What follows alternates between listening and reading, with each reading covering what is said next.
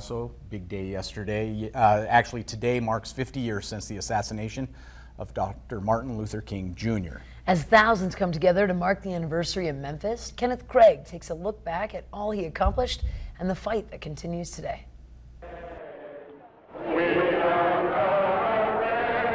50 years after Dr. Martin Luther King Jr.'s assassination, those who remember the civil rights leader are not only looking back at his legacy, but ahead to the future. And we have to say we've come too far. We're not going back. We're going to build a beloved community. We're going to redeem the soul of America. Dr. King was just 39 when he was killed in Memphis. Martin Luther King was shot and was killed tonight in Memphis. His nonviolent protest sparked a movement unparalleled today. He brought together preachers and rabbis.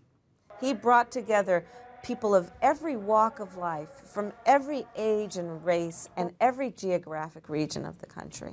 Colin Powell was the nation's first African-American Secretary of State. The way that was made for me was built to a large extent by what Dr. King did and by his great sacrifice. Loretta Lynch made history as the first black woman Attorney General and believes Dr. King's legacy lives on. Whether it's the Me Too movement, Black Lives Matter, the Parkland students, these youth-led movements are really a legacy of the civil rights movement also. I think the death of Martin Luther King Jr.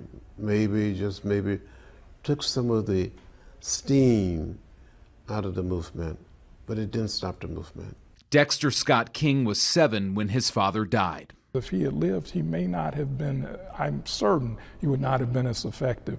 Because he gave his life, he was martyred, and then you remember all of the positive things he left behind. Positive things for the nation to savor as Americans remember a leader who preached that only love can drive out hate.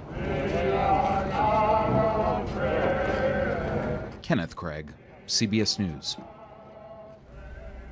Colleges and activists have organized 3 days of marches and conferences to remember Dr. King and his legacy. Wednesday, the National Civil Rights Museum in Memphis is holding a day-long observance with speakers, performances, and excerpts from Dr. King's speeches.